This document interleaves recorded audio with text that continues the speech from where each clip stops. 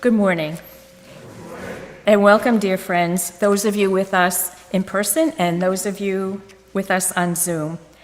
Welcome to our spiritual home, the Unitarian Universalist Church of Tarpon Springs. My name is Elaine Brooks. I am a member of the Board of Trustees, and I am helping with our service today. For those of you with visual impairment, I am a medium-height white woman with brown hair and brown eyes, and I am wearing a bright blue shirt today and beige pants. And we are in our lovely sanctuary surrounded by our friends and the lovely paintings of George Inness Jr. As we live on and care for lands and waters that are the traditional and ancestral homes of the Seminole, Tocobaga, Miccosukee, and Muskogee peoples, let us renew our commitment to protect and preserve this place for today and tomorrow, connecting us to a long story of stewardship here. May our actions honor that ongoing relationship and help nurture these lands and waters for generations to come. We offer a warm welcome to the guests that are with us today.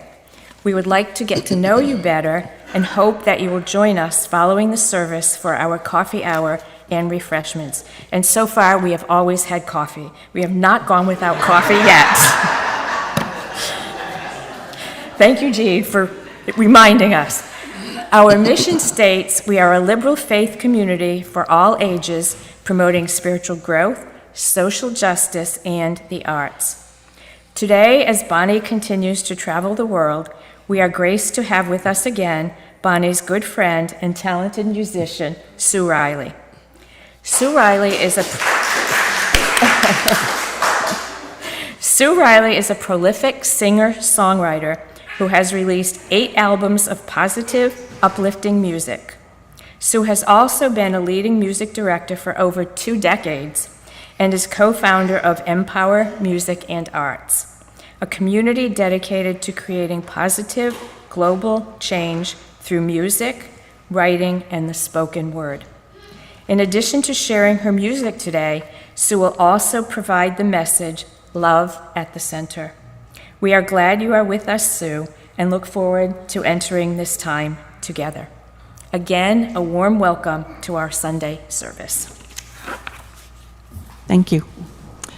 All right, most of the songs we're doing today are some of my originals, and I'm getting ready to teach you the first one right now, and you'll be joining me on the chorus. It's very easy. It's called It's Up to Me.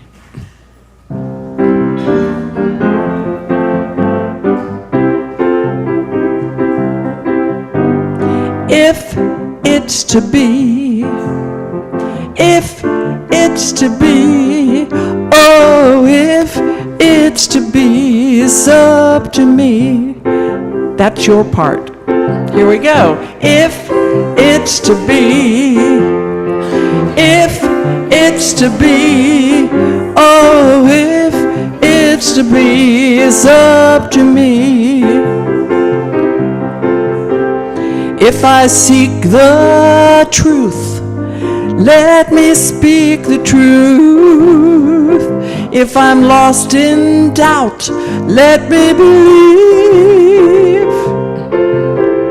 I know I can be the change I want to see.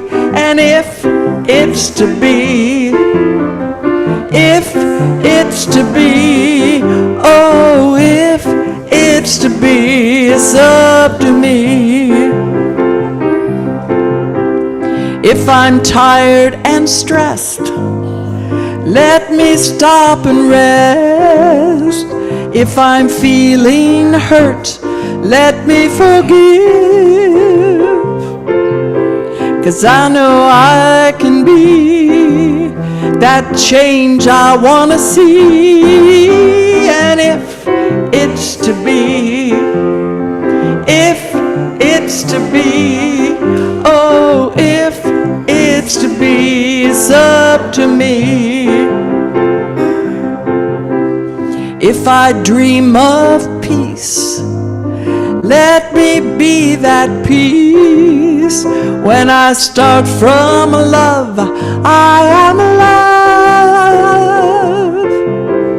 I know I can be that change I want to see.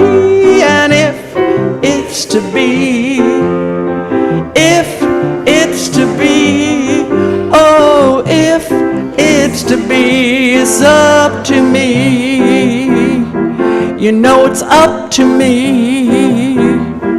You know it's up to me. If it's to be, it's up to me. Great singing. Thank you.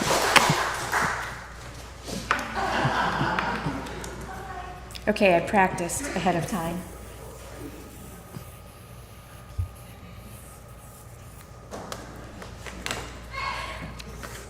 We light our chalice today with these words by Eric Hepburn. We light this flame to remind us love is the center. As we grow and connect, mature and deepen, love is our center. When the light of truth burns all else away, love endures. Unitarian Universalism is a covenantal faith. We will now read together our covenant. The words are on the screen. We strive to look for and encourage the best in each other as we move toward justice, peace, and love for both ourselves and the world.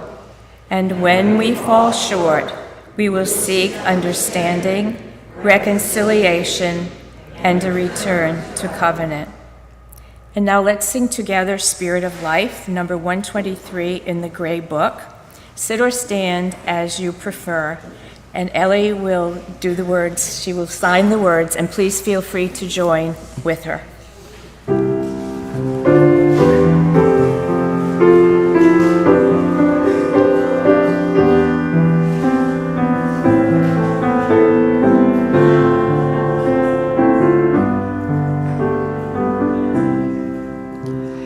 Spirit of life, come unto me. Sing in my heart all the stirrings of compassion.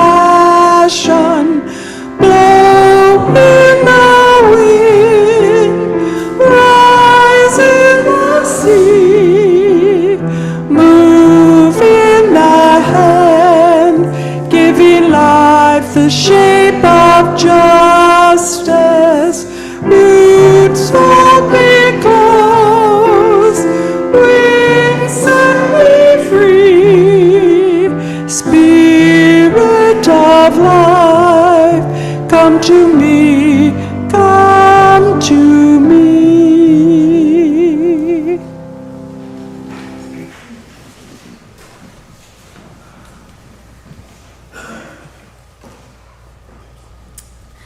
Good morning, everyone.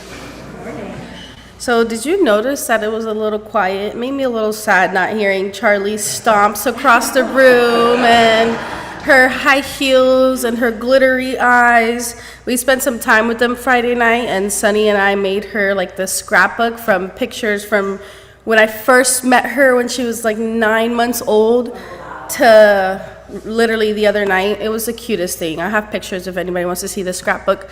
But anyways, then my daughter decided this morning, I'm gonna take a break today. And I'm like, yeah, I felt that. So today's book is called The Circles All Around Us, written by Brad Montague and illustrations by Brad and Christy Montague. It's a cute little book. All right. It says here, for all the kids making the world better right where they are. All right. So we begin by drawing a circle on the ground along each shoe. A safe little place for just one person. Nobody in this circle but you. You could keep that circle closed to everyone but yourself, but that would be like a library with just one book on the shelf. So let's draw a bigger circle for you and your family to share. Now you see what all can happen in a circle full of care.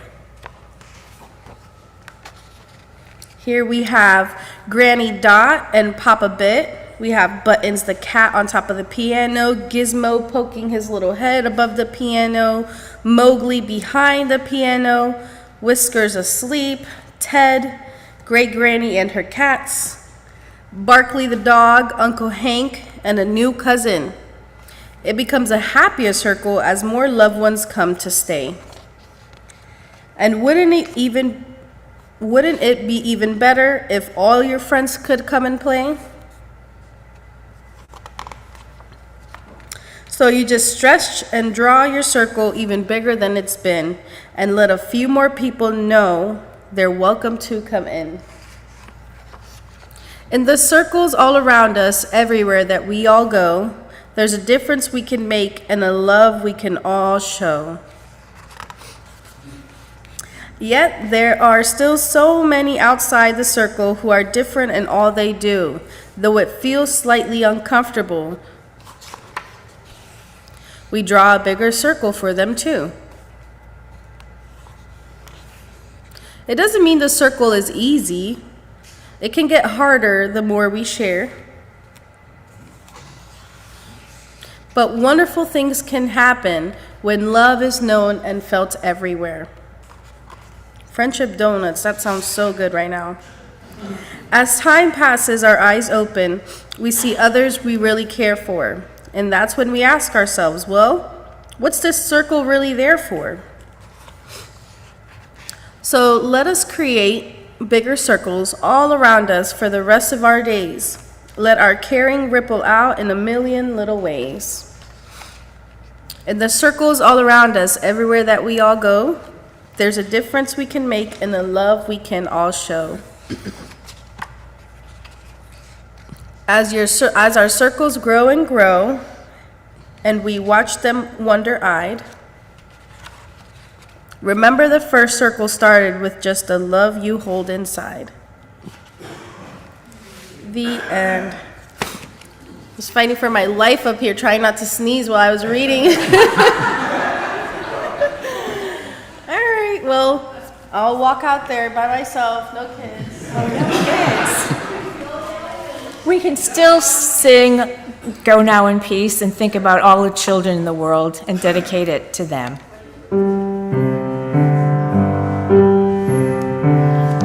Go now in peace, go now in peace. May the light of love surround you everywhere, everywhere you may go. Go now in peace, go now in peace. May the light of love surround you everywhere, everywhere you may go. I made sure I mouthed the words because you do not want to hear me sing. Now is the time in the service when we take our offering for the work and welfare of this church. You may drop your donations in the plate when it is passed or donate online. Your generosity is greatly appreciated.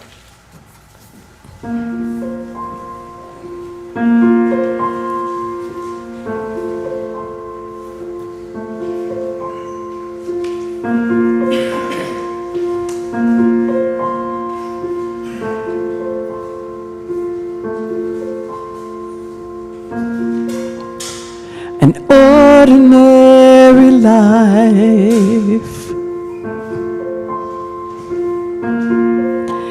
in an ordinary day.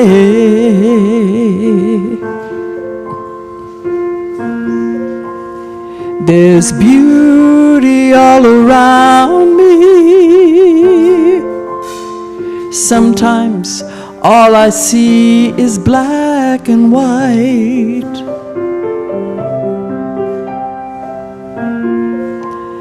Just going through the motions. life just passing by.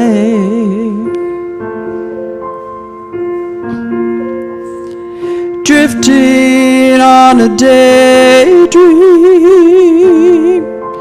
wishing I'd wake up from the emptiness inside. But there are moments when magic happens unexpectedly.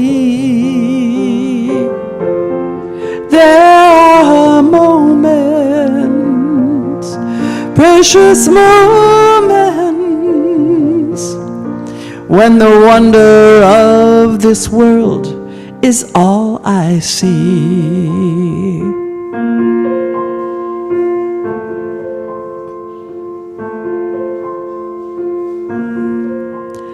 The first breath of the morning whispers in my ear. She says, "You've got it all inside you. Will you know it in your heart when it appears? For there are moments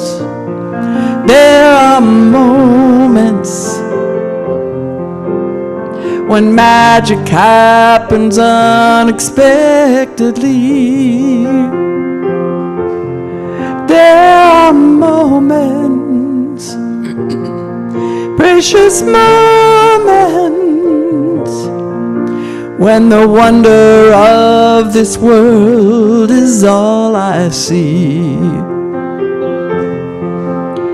This dance of possibilities to the rhythm of my destiny won't let me slip into my old routines.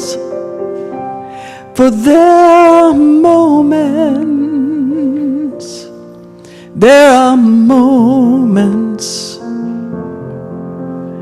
when magic happens unexpectedly.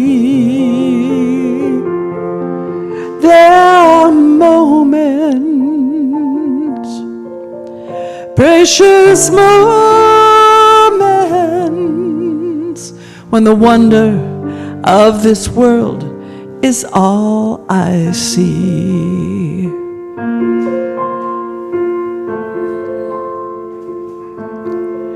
There are moments.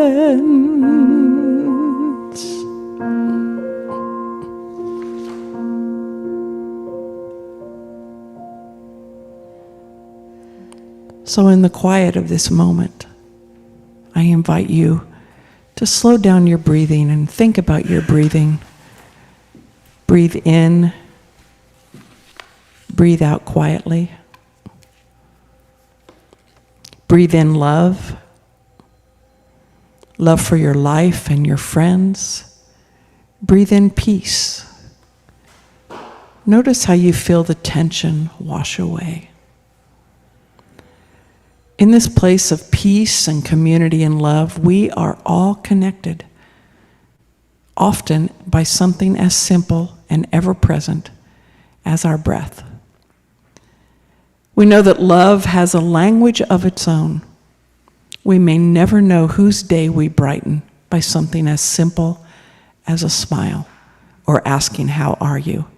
And then, the important part, listening to the answer.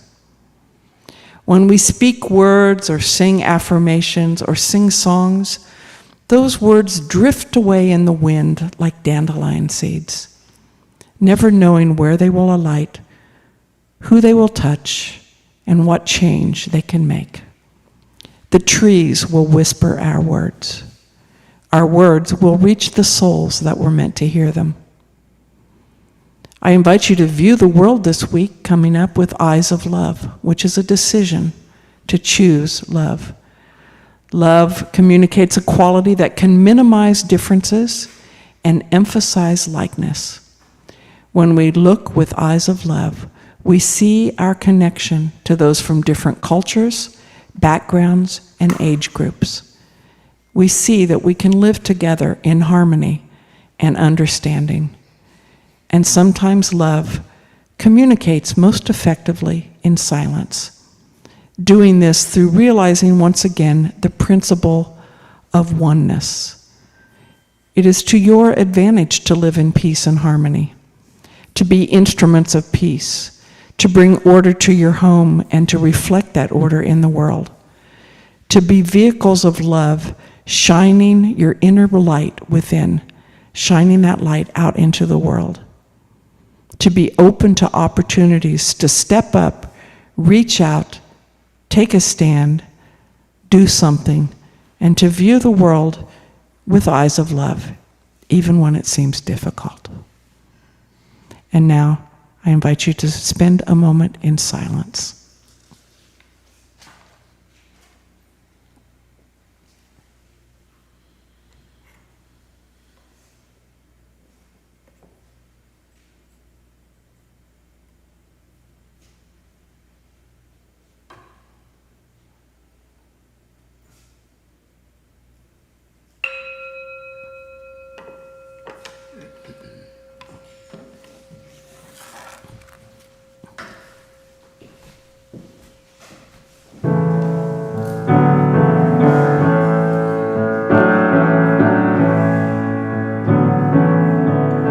On life's highway fast and free, ignoring signs in front of me.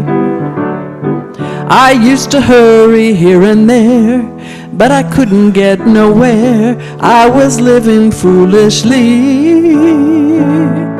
My favorite word was always no. It held me back out of the flow. Now it's clear that I must confess there's more to gain by saying yes when love is in the driver's seat. When I let love lead the way, life gets better every day. Now it's plain to see I'm where I'm supposed to be when love is in the driver's seat.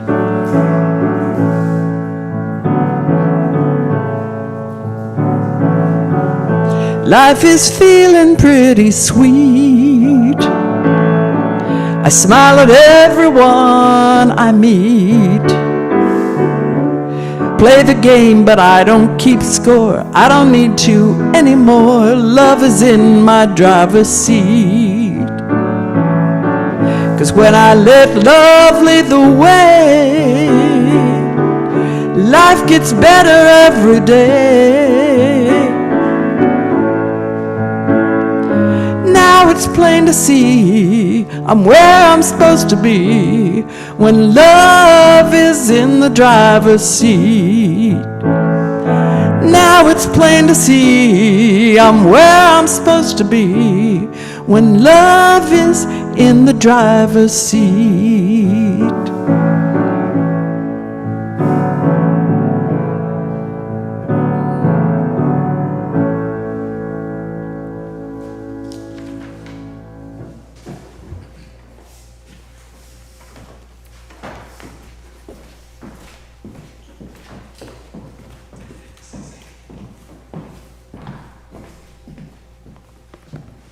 Thank you, Elaine, for all your help.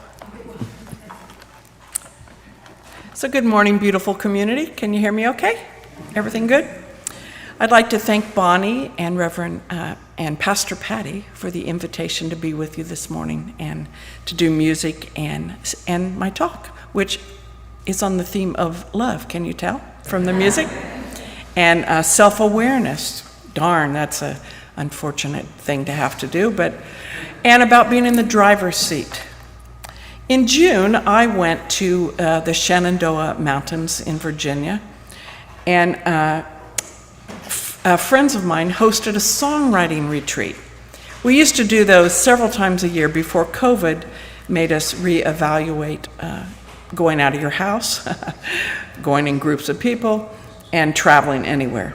So it was the first time I'd been back there since COVID. And a songwriting retreat, there were 10 writers who flew in from around the country or drove in. And I was the organizer through Empower Music and Arts, the company that Elaine mentioned, which is a company dedicated to changing the world one song at a time. No act too small. So what I did is I put the names on a list and I pair everybody up, people that barely know each other, and we have 2.5 hours to write a song or part of a song based on what we discuss and come up with a theme. And it's like speed dating, kind of a little scary, and it's very fun. So the last song that I just did was a co-write from one of these writing retreats before COVID with my friend in Virginia. June was also the first time that I had done a live concert since before the pandemic. And I'd forgotten a lot, like how magical it is to sing harmony with your friends. I know you guys have a great choir here. I hear that you're going to a choir festival, so I know you understand the beauty and magic of harmony, both in singing and in harmonious relationships. Songs have such power. They can motivate change within yourself and perhaps to the people that listen to them. That's the goal anyway, to write a song that has a meaning, something that you remember. Harmony, like in singing, also applies to every aspect of your daily life. It's the doorway to peaceful dialogue, not taking things personally, which I find very hard to do. Just saying, and finding a compromise that works for everyone and doesn't feel like one side wins and the other side loses. So many important parts. I think that all of us long for and seek out and try to provide harmonious relationships. I know that I do. And I will say that you can learn a lot about someone by taking a car trip with them.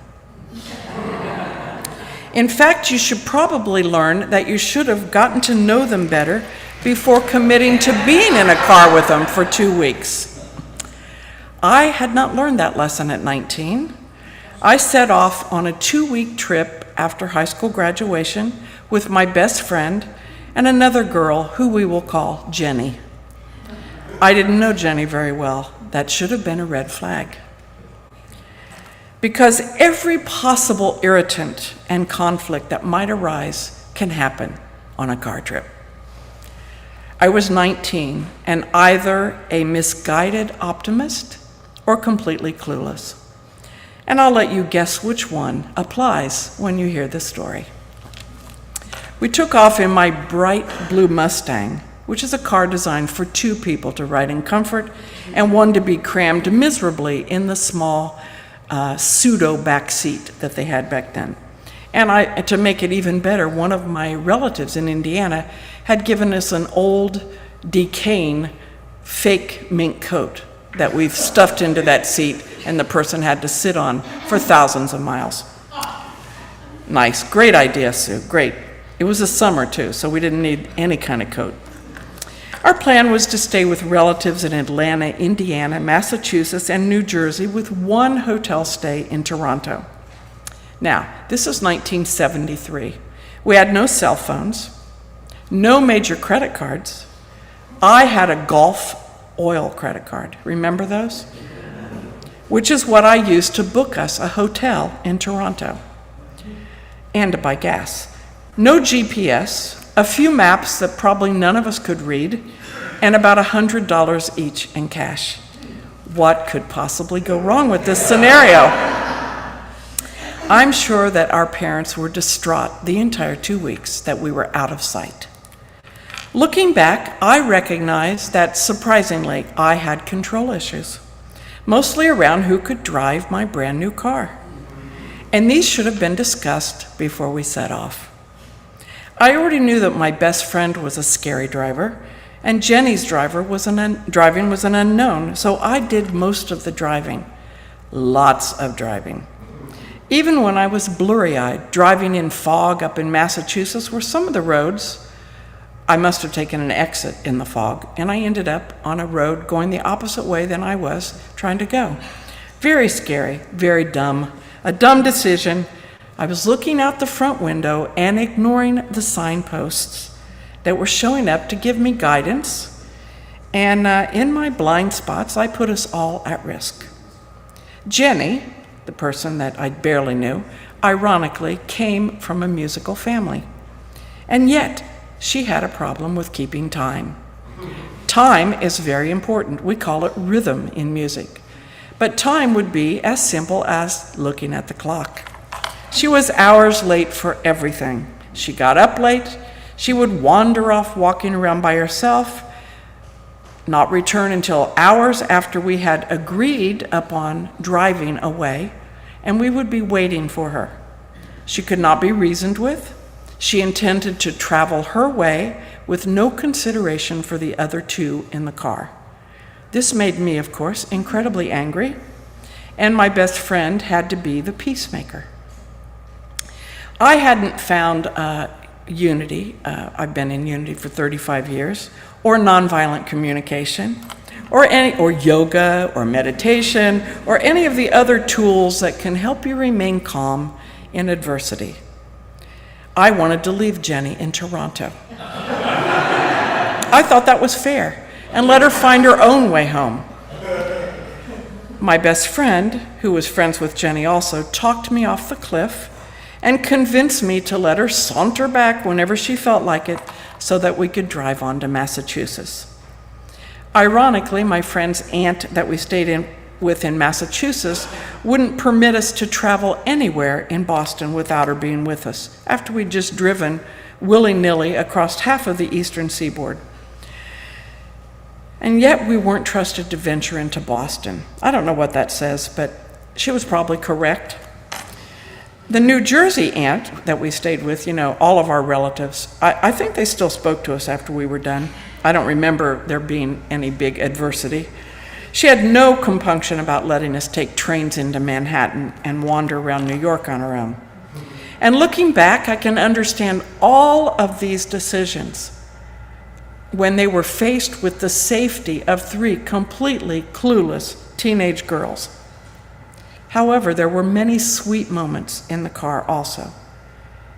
Although I was never so glad to get out of a car as when that trip ended. I'm still best friends with my friend Winnie, and I haven't spoken to the other girl in decades. So when you think about driving, it's an opportunity for some great metaphysical ideas and a lot of metaphors. Driving can be a metaphor for many things in life, and most of us drive. The person driving is generally the person in control. You want them to know what's going on. And if they're wise, they will listen to their passenger, who is most likely the navigator or co-pilot.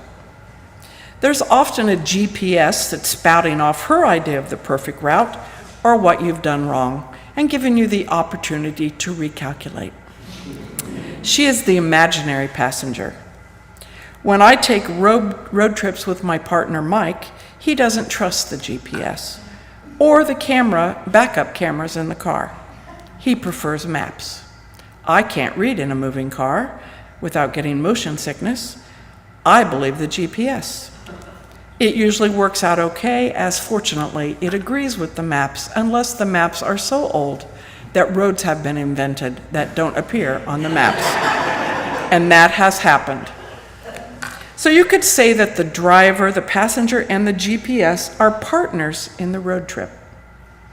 And more importantly, use it as a metaphor for your life's journey. It sure helps if the driver and the co-pilot are in harmony together, or at least speaking to one another.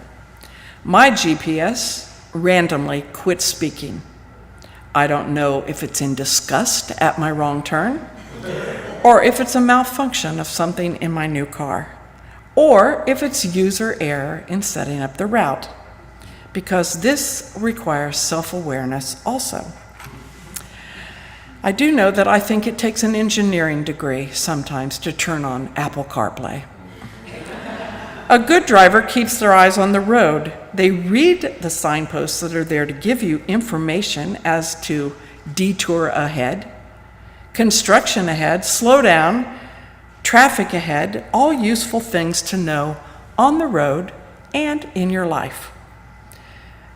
How many times have any of us started a new project or a job and dove into it headfirst with no preparation, no schooling, no training, and were surprised to find resistance or roadblocks or detours to what we saw as our destiny, as what we were supposed to do? I have been guilty of that. A good driver also knows to keep their eyes on the dashboard display, which lets you know when it's time for some important things like when to get gas, when the car is a little tired and too hot, when the tires are low, and all kinds of other useful information. My new car, I believe, is smarter than I am. I'm happy just to be able to start it. It doesn't require keys unless you leave them there. I need an engineering degree sometimes to play the navigation, but it doesn't stop me from hitting every button on the screen to see what'll happen. And the car is so thoughtful. It sends me text messages telling me where it's last been seen. Hopefully a place that I just was, or if I've unlocked the doors. This is more information than I want from my car, quite frankly. But it does remind me that just like the heat gauge on the car, I, myself, and each of us are responsible for keeping tabs on our own emotional temperatures in order to remain peaceful and in a calm environment and to stay centered in the lane that you've chosen to be in. And I need to monitor my personal fuel gauge because just like putting gas in a car, I have to recharge myself sometimes.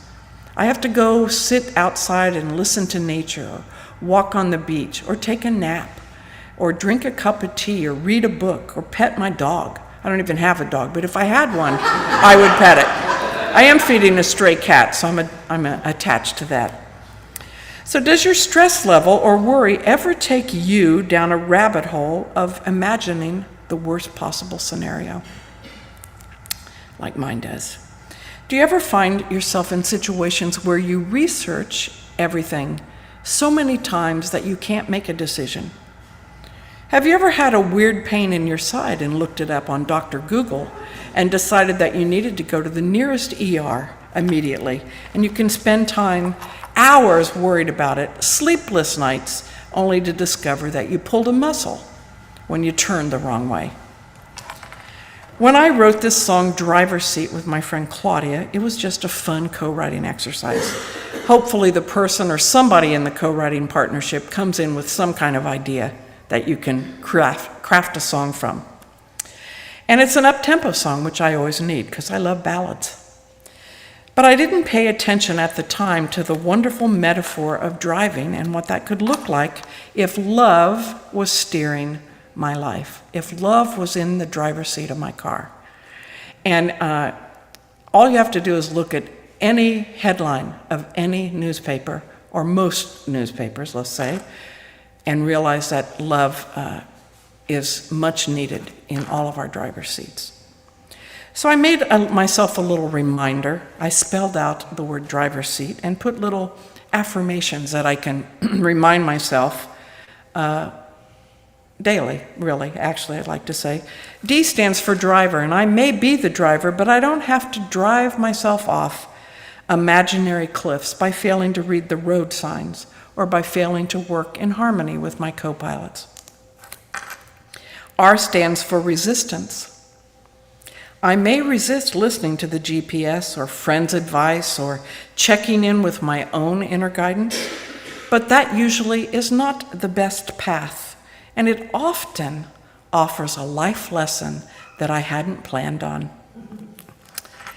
Internet, the internet is a tool, not a doctor or a life coach.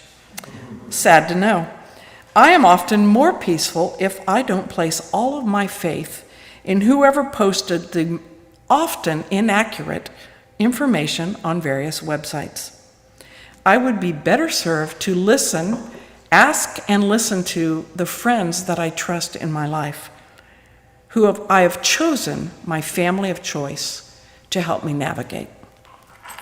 V stands for vision. I need clear vision to keep my life in my lane, to do what's mine to do and not focus on what everybody else should be doing. To read into the distance, which I can do if I have my glasses on. I don't even know where they are. They're over there. I lose them many times a day. To read the signpost and to make a decision about it and decide which fork in the road to take, because that will mean something later on. E stands for emotions. I am responsible for keeping track of my own emotional health, my emotional temperature, and making any adjustments that are required to overreacting to the many stressors that appear daily. If you have any technology, anything that's talking, even my refrigerator sends me text messages. It's bizarre. I vow to navigate those tricky turns in relationships with kindness and empathy, rather than just reacting and going down a path strewn with boulders and potholes. Recalculate, because everyone makes a wrong turn, a wrong decision, often referred to as mistakes. But the magic is being able to recalculate, to not let that detour define you, but to find the path to graceful living, which may not be the same path you started out on. When I was in high school, I was so shy that I wouldn't even announce a song that I was playing. When I sang in a concert, I had to make a conscious decision. I was doing a solo, because I was so scared. I had to decide that I had to finish the song regardless of how well I did it. So I might as well try to do a better job than the first two lines were indicators of. So if you had told me then that I would be speaking and singing for my living, I would not have believed you. Not a chance. Steering the car and your life is not optional. If you want to get safely anywhere, whether in life or on the road, I have to learn to steer. Now we're up to the word seat, in case you've lost track of my letters. S is for self-love. I am kind to myself, actively forgiving myself and others for the times that I ignored signposts or made wrong turns, or just didn't listen to my inner voice or my inner compass.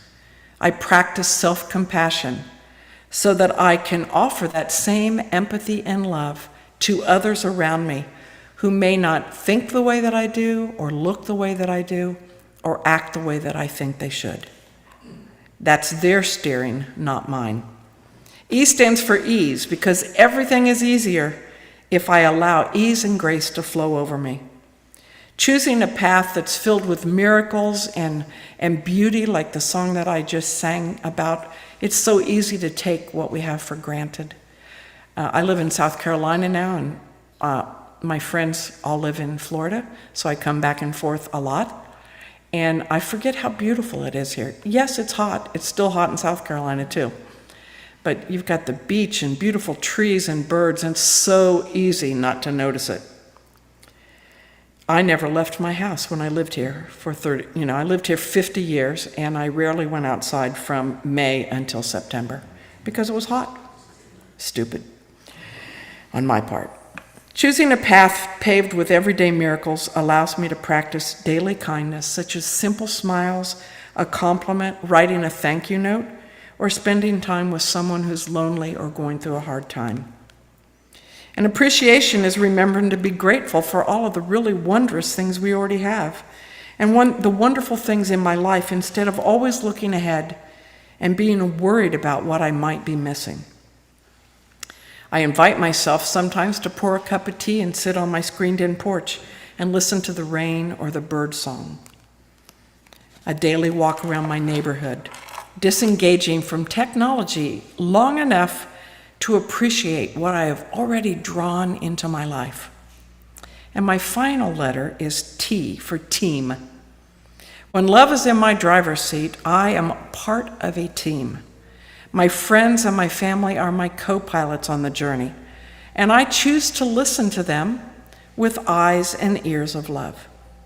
Peaceful, harmonious relationships are a pathway, one of the pathways to graceful living.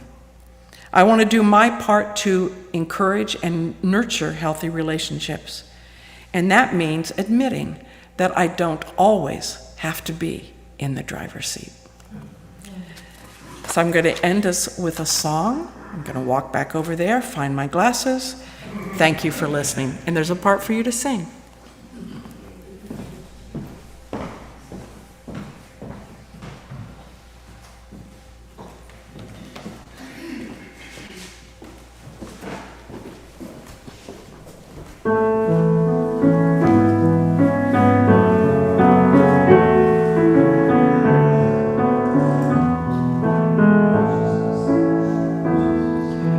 All we can do is be there for each other in these times when we don't know what to do. All we can do is be there for each other and help each other through. That's your part. All we can do is be there for each other in these times when we don't know what to do. All we can do. All we can do is be there for each other and help each other through. Twists and turns, unexpected, day by day moving on. I don't have all the answers, but come what may, right or wrong, all we can do is be there for each other in these times when we don't know what to do. All we can do is be there for each other and help each other through. Crashing waves touch the shore. Life moves faster every day. Ebb and flow, no control. All I can do is say that all we can do is be there for each other in these times when we don't know what to do. All we can do is be there for each other and help each other through. Let's sing the chorus once more. All we can do is be there for each other in these times when we don't know what to do. All we can do is be there for each other and help each other through. And help each other through.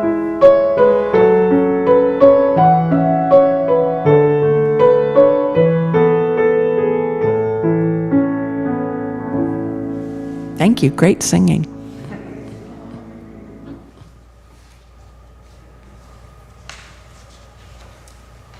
Oh, sorry. It's still me.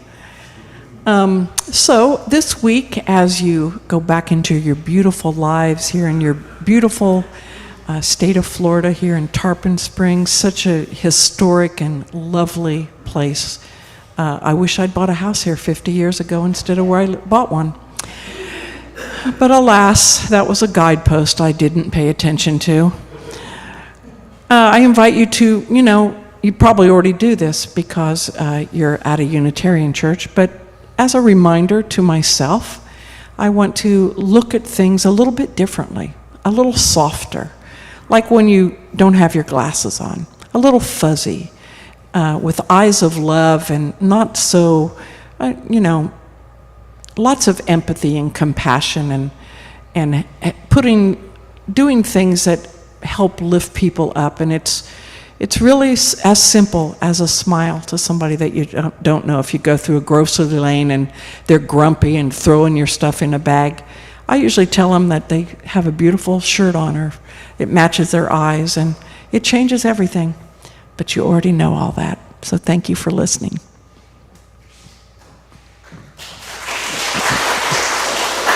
Thank you.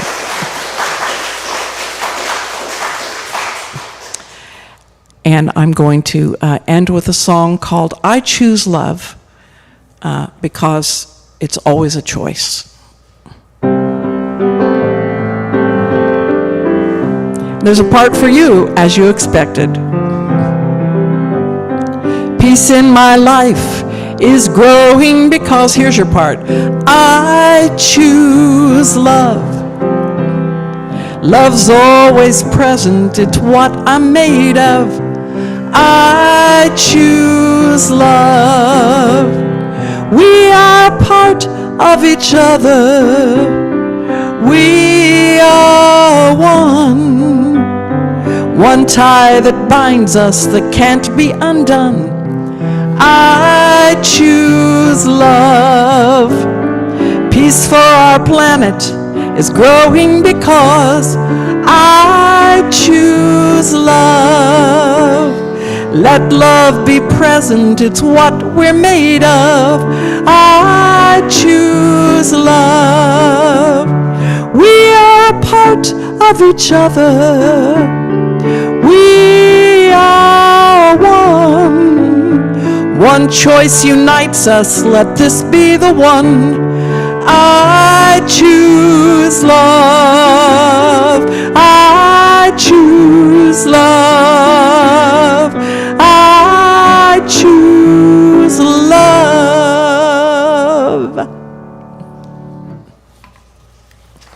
I think I can speak for all of us, Sue, and I say we're grateful that you chose to sing that song that day that led you down this path and brought you to us today. So thank you for your inspiring music and words. Thank you.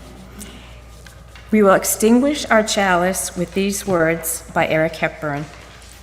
We extinguish this flame to remind us love is the center. As we explore and rest, engage and heal, love is our center. When only ashes remain, love endures. It's right here.